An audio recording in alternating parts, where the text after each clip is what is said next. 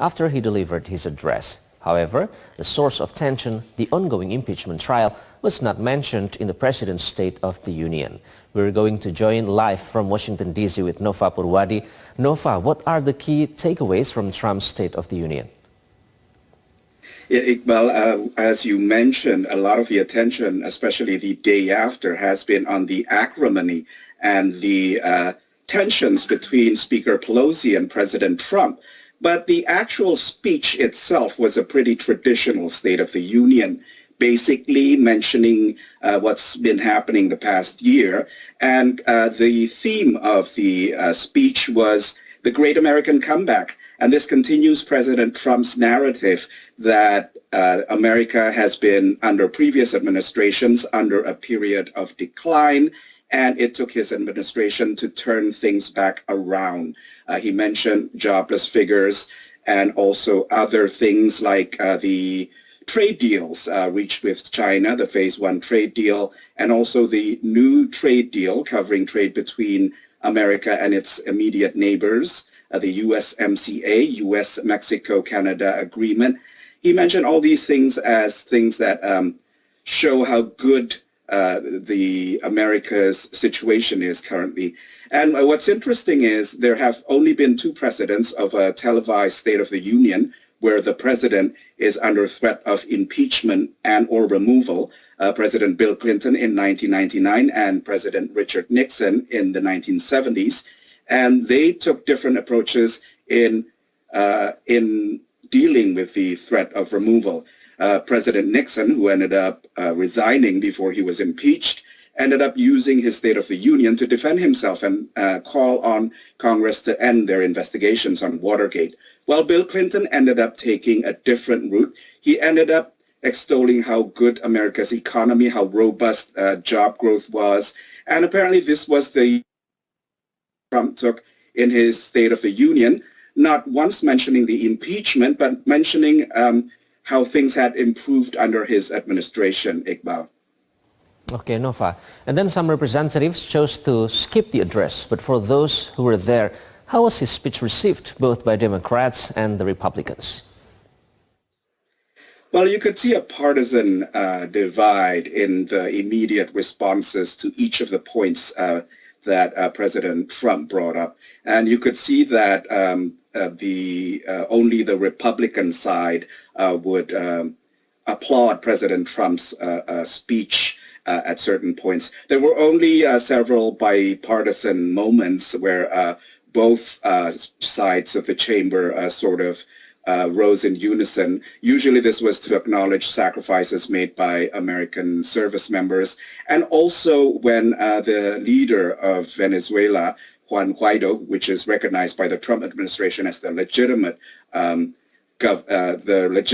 leader of Venezuela, was introduced to the chamber. Those were the only bipartisan moments that occurred, whereas most of the economic points and healthcare points and security issues, a few Democrats responded positively for that. And that kind of shows the acrimony between the two sides, and also the how American politics is so divided, both in the chamber and also outside the chamber, Iqbal. Yeah, if we talk about the near future, how will the impeachment affect his chances of victory in the November presidential election, Nova?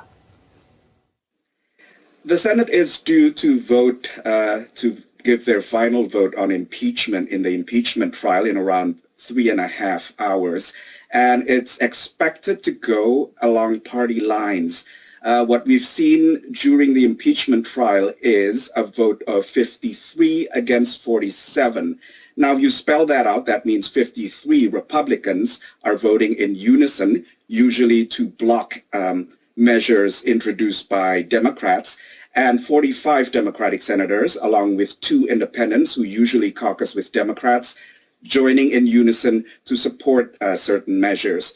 The only time that has changed was during the vote for either including new evidence and new testimony, or not including new evidence and not bringing in new witnesses. That was on Friday, we had two Republican defections, Senator Mitt Romney from Utah and Senator Susan Collins from Maine. That was quite a surprise for many because they voted against their party line and joined Democrats and independents to seek new testimony and also new documents. However, this was only for a procedural vote, whereas Senator Susan Collins has said she will vote to acquit President Trump. A lot of Republicans say while what the president did in relation to Ukraine was improper, it is not grounds for his removal. So we will see in a few hours whether the predictions are going to pan out that President Trump will indeed be acquitted. There have only been three U.S. presidents in history who have been impeached, and all of them previously had been acquitted by the Senate. And now President Trump is the first one who faces re-election after his impeachment vote.